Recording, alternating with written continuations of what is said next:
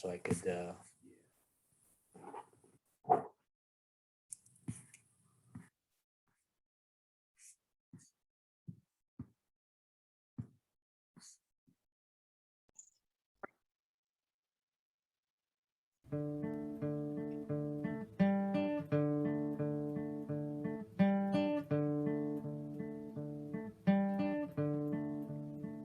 They can hear you. Who do you see when you look at me? Do you see who I really am?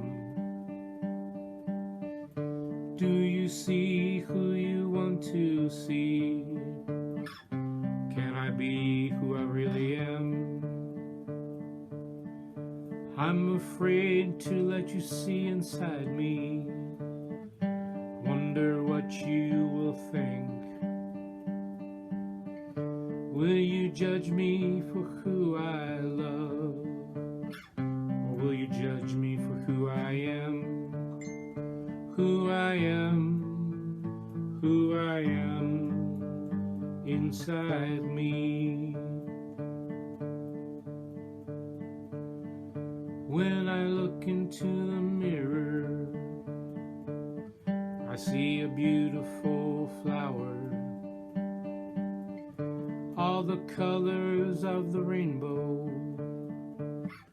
love flowing through my veins. That's who I am inside me. Forget the ignorance, forget the hate. I hope you do before it gets too late. Forget the ignorance, forget the hate. I hope you do before it gets too late, too late.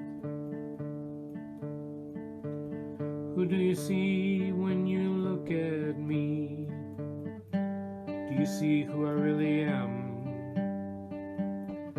Do you see who you want to see? Can I be who I really am? Who I am inside me. Who I am inside me.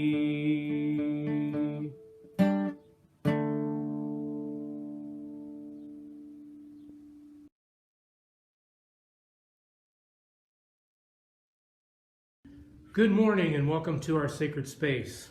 We are the Unitarian Universalist Fellowship of Elkhart, a welcoming community encouraging religious freedom, nurturing individual spiritual and ethical growth, celebrating diversity, and promoting a just and sustainable world.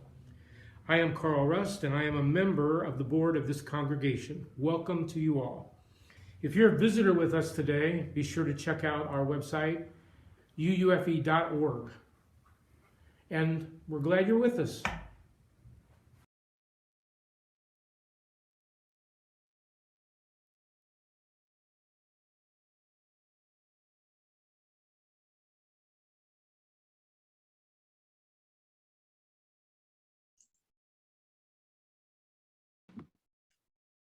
Good morning. Even professional ministers need to be reminded to unmute themselves.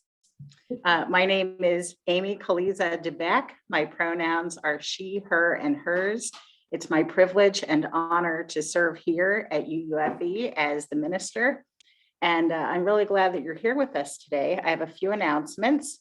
Last week, I invited you to come today and bring your water for water communion coming up. That has been postponed, and we will let you know how this shapes up with times and dates. At the end of the service today, stay on if you would like to for a virtual coffee hour. Tomorrow is coming out day. I wish all of you who have come out or will come out a loving day. On a personal note, I will be out of the area for a week of vacation from October 20th to the 27th. Because of the pandemic and the restrictions on who can get vaccines, some of our family have not seen each other for 20 months. And so Eliza and I will be in Virginia touring colleges and visiting family. The worship service on October 24th, while I'm gone, will most likely be a field trip, but I look forward to seeing you for a Halloween service. And next week is, as usual, I'm here. I'm glad you're with us today.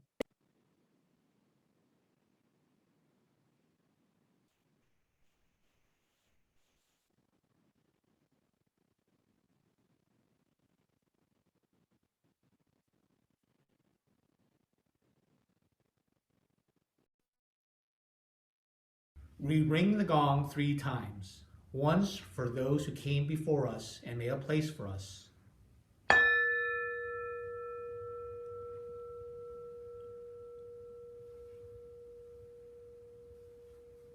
Once for those who are here now.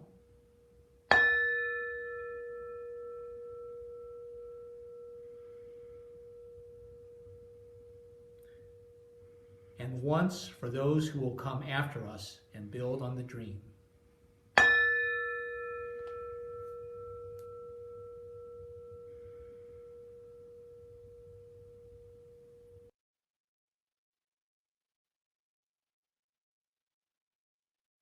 Good morning. Our chalice lighting this morning comes from Kate Gelfand, The Abundance of Our Lives Together. We light our chalice as a symbol of gratitude as we celebrate the abundance of our lives together. In this sanctuary, in person and yet virtually, we harvest bushels of strength for one another and offer our crop with the hands of compassion and generosity.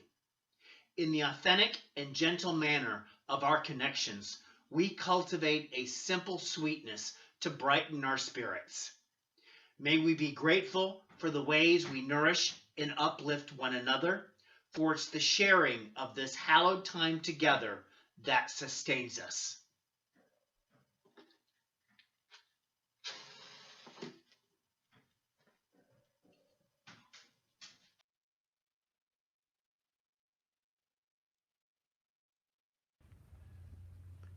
Love is the spirit of this church, and service is its law, to dwell together in peace, to seek the truth in love, and to help one another.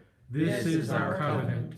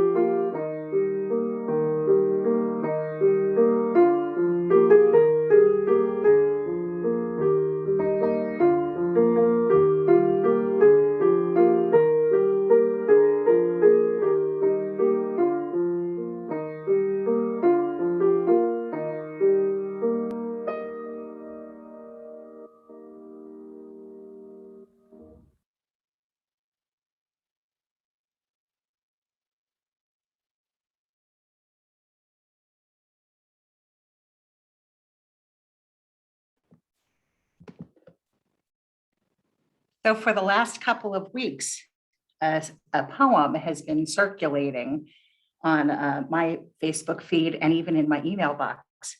There is a transgender poet named Jay Holm, and he has written this wonderful poem. I've asked Jessica Alicia to read it, and this is their offering for this morning. The poem is called Jesus at the Gay Bar.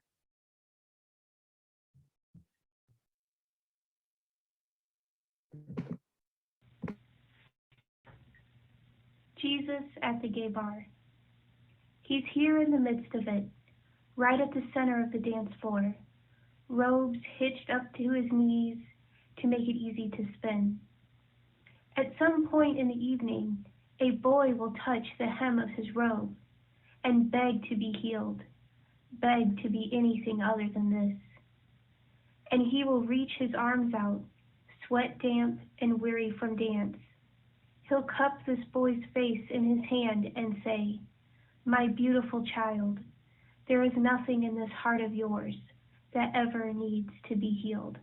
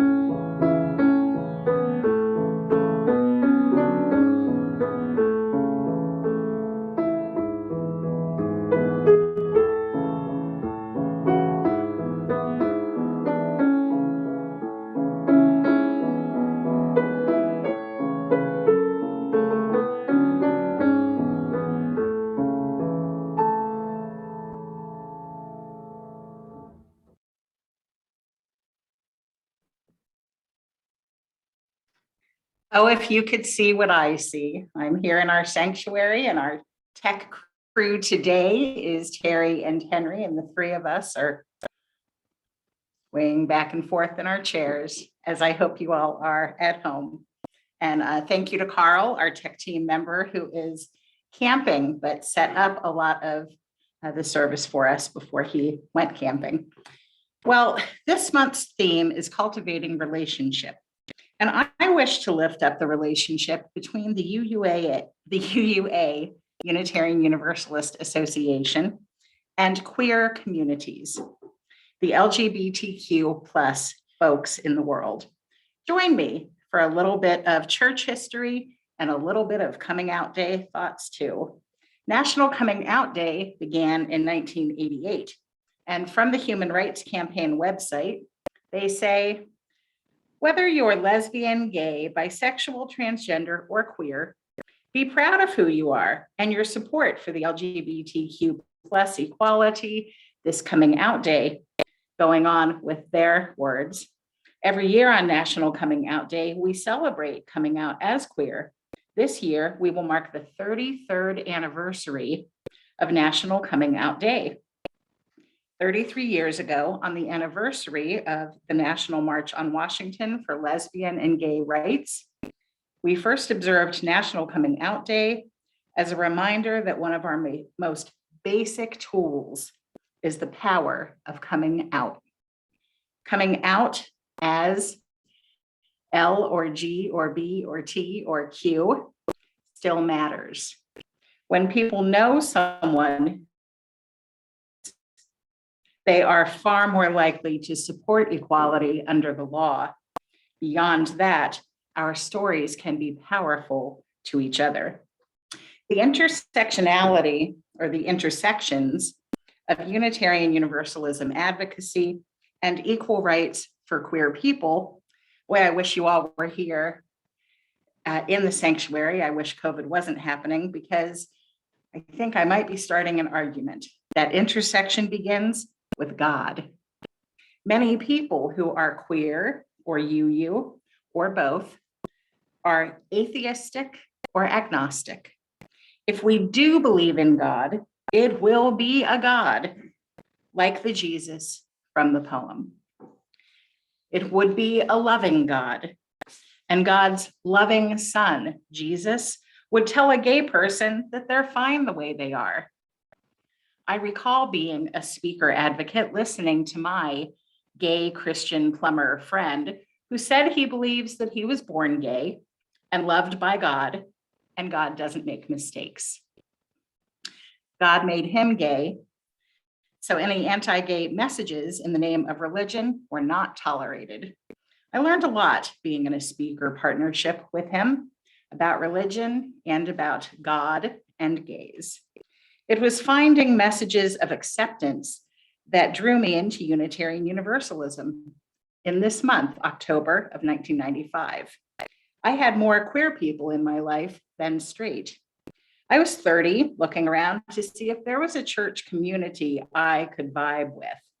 I went to some great services, yet every time I spoke with the clergy person after, we always came to an impasse on the issue of homosexuality in the institution, not in the person, but in the institution.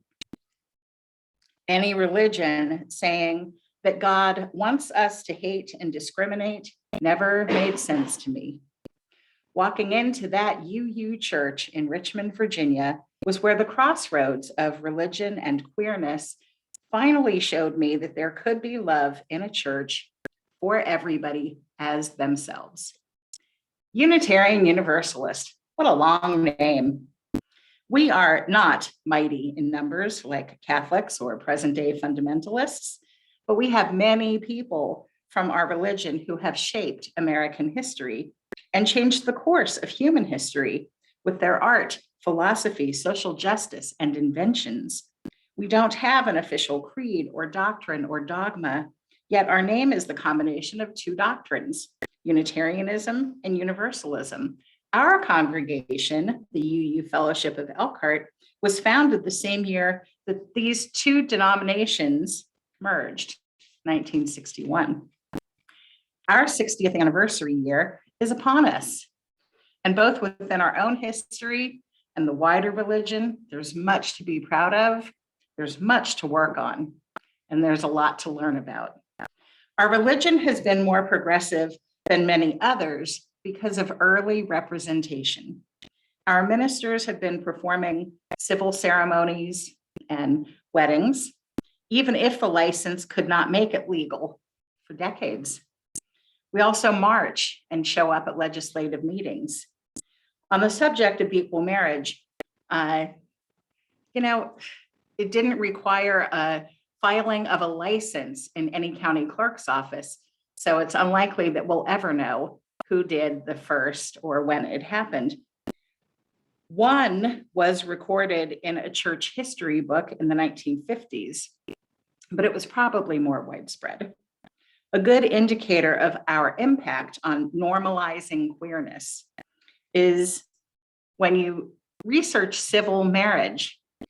Maryland, the state of Maryland, was the first state to put in writing that marriage was between a man and a woman, and that was in 1973.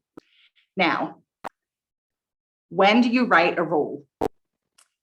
When it gets broken, right? When you're looking through a list of what to do and what not to do, you have to ask yourself, if it says don't throw heavy things off the roof of this building, it means somebody did. It means the conversation is taking over. Well, our General Assembly in 1970 had called for an end to discrimination against gay and lesbian people. And in 1973, we had formed the National Office for Gay and Lesbian Concerns. In 1973, Maryland, followed by other states soon after, decided they better put it in writing. Now, the UUA had growing pains. We've had really bad stories from our history too. The first gay UU minister who came out while he was in the pulpit was fired by the congregation. That was in 1969. But by 1979, a man I'm proud to call my friend, the benediction will be from him, Marco Bellatini, was one of 2 gay out men to serve a UU church. 1979. Marco's been in our ministry for a long time and out the whole time. Another friend, Sean Dennison, was the first openly trans man to be ordained, and that was in 2002. Today, so many of our clergy are queer that heteronormative, long word, it just means assuming everybody's straight. Today, so many of our clergy are queer that heteronormative assumptions among leaders is a thing of the past. Nobody in our ranks assumes straightness anymore. From our Office of Lesbian, Gay, Bisexual, Transgender, and Queer Justice, they have this to say about our religion. Each of us has worth and dignity, and that worth includes our gender and our sexuality. As UUs, we not only open our doors to people of all sexual orientations and gender identities, we value diversity of sexuality and gender and see it as a spiritual gift. We create inclusive religious communities and work for LGBTQ justice and equity as a core part of who we are. All of who you are is sacred. All of who you are is welcome. I could keep going with all of the dates and the statistics, but I really hope that you might jump onto your phone or computer after the service and read all about it. UUA.org. There's a search bar. Type in whatever you want, queer, LGBT, trans, and just read about what we do and what we have done.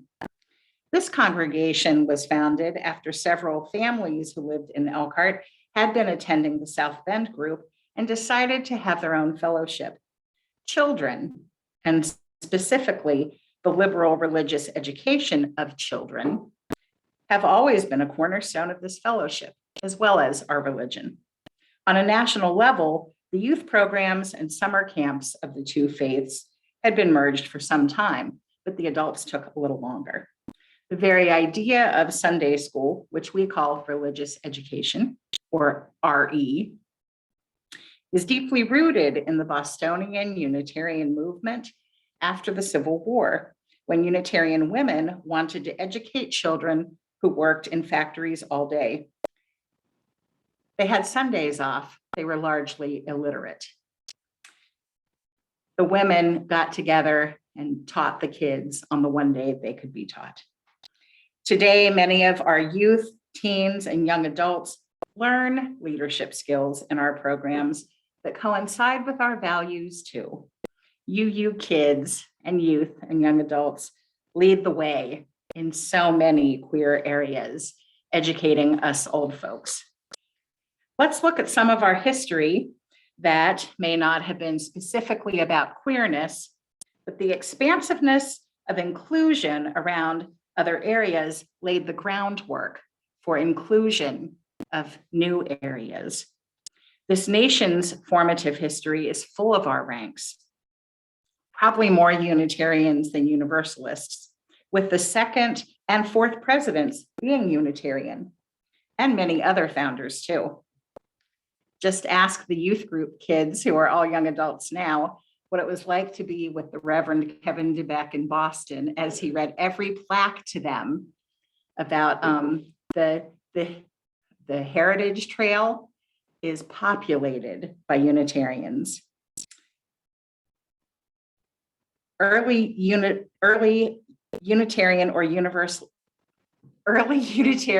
Universalist Americans include Dr. Benjamin Rush, signer of the Declaration of Independence, John Murray, an early preacher, and of course, my favorite, Hosea Ballou. These people fought for women's rights, theological freedom, abolition, and children's rights. During the 100-year period between the Civil War and World War II, both movements gave rise to many powerful and influential preachers who publicly debated heretical theological ideas. They included Theodore Parker, Ralph Waldo Emerson, Olympia Brown, William Ellery Channing, and John Haynes Holmes. And that's just to name a few. Imagine ministers being like rock stars, where people lined up to go to the tents and listen to what they were saying about God. We are not a Christian church, but we are not an anti-Christian church either. We are pluralist. Many people who have grown up believing that all churches see being gay as wrong, or that God or Jesus themselves hate gays, come here. Pluralism allows us to look for truth and love in a faithful context, be it Christian or not. Many people in our congregations, not just here, have a daily spiritual practice like Buddhist meditation or yoga, a family of origin background in Catholicism or Protestantism, and they come here too. Historically, both Unitarian and Universalists were Christian, and the biblical stories provide a rich heritage for our humanist teachings. We don't profess to have the best answer or really any certain answers at all, but we promise to walk with you as you seek elusive answers to the questions of this life. As for the place of God or Jesus or other divinity in our spiritual belief systems, these vary widely. For instance, I'm one of those UUs that love to do Bible study, and I specifically lift up any homosexuality themes or issues or rumors or the pieces that are thrown at gay and lesbian and trans people as the Bible says, don't be this way. I love doing Bible study with a lens on queerness. We don't have a creed. We have a list of principles that guide our individual lives and our community. And as for where we do find spirituality, we have a list of sources from which we base our beliefs and practices, ranging from Christianity to earth-based spirituality and many in between. Now, for, when you're out and about and you mention that you've been going to a UU church or that you are UU, some people have heard of us. We have about 1,000 US congregations with approximately 250,000 members. So we're on the small side. If they've heard about us, they've typically heard about our peace work, or that we fight for gay and lesbian and trans civil rights. There's a movement within our movement called Side with Love that is our social witness public persona. Even its name speaks to our progressiveness. When it launched, it was called Standing on the Side of Love. And within our own ranks, it was pointed out that that is ableist language. Standing on the side of love cuts out a lot of people.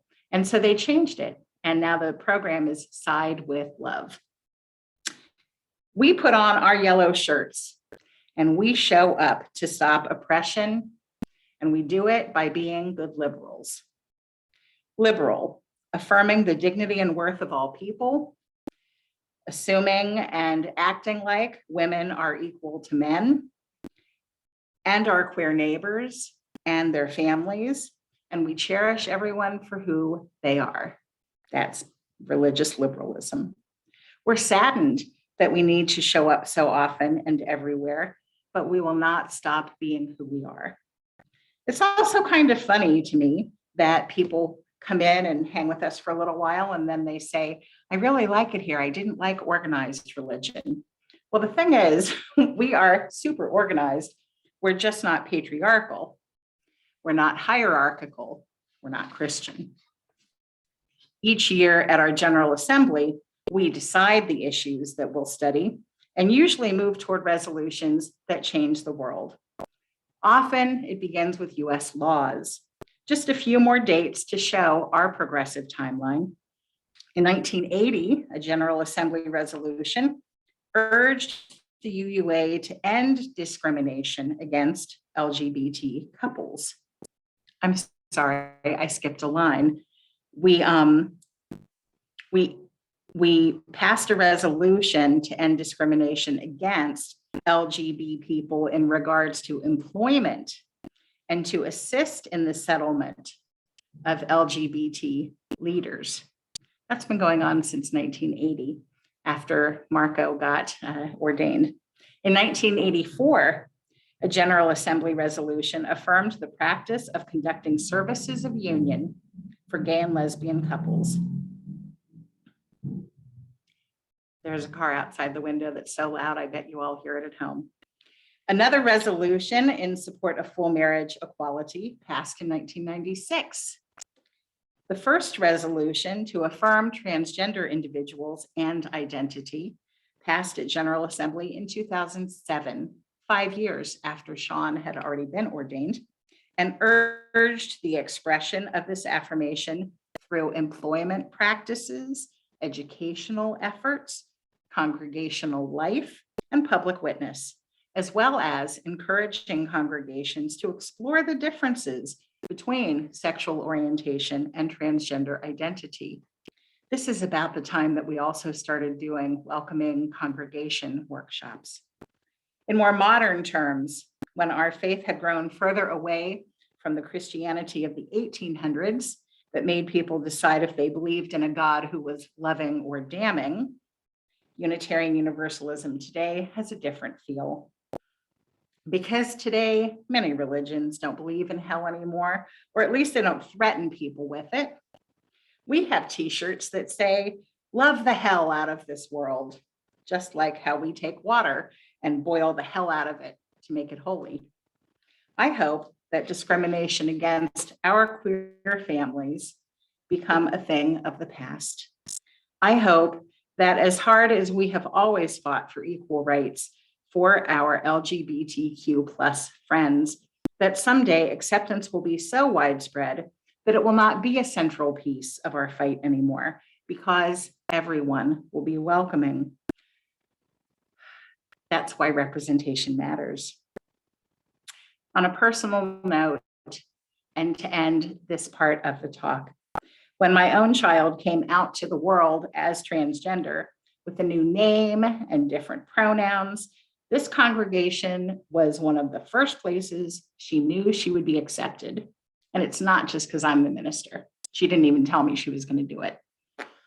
Slowly, stumbling, imperfectly, we've been here for her and many others.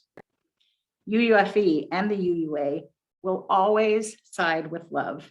It's a big part of why we started here in Michiana 60 years ago, and it's part of our identity in this area.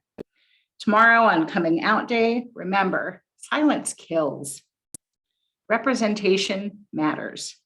It's a good day to let yourself be fully known and to love others for their whole selves.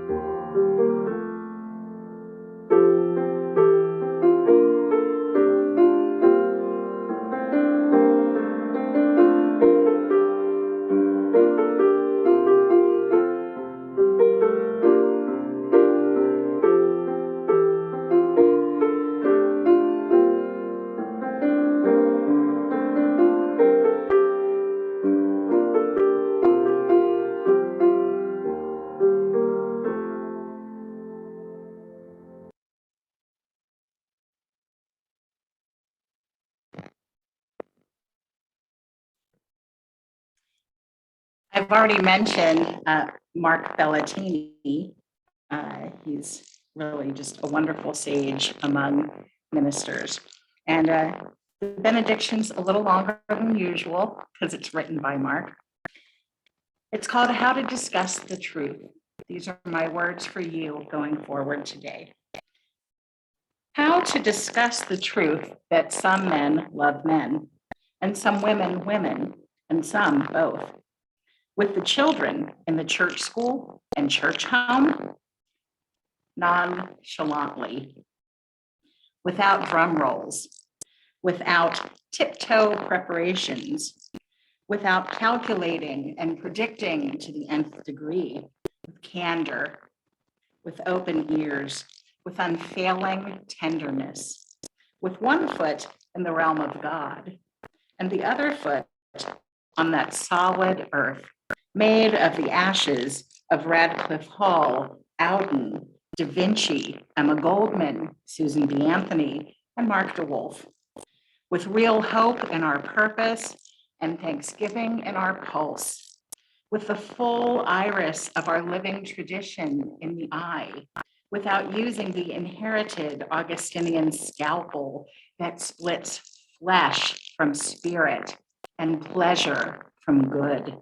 without homilies on toleration, without the words some of us, and not the words them and they, with so much heart, as much as intellect, without embarrassment, with stories and examples as wonderful as a tale by Seuss, with rhapsodies on the glories of friendship, with gladness for uncertainties, with joy. That is how we discuss the truth. Blessed be. Amen. Go in peace.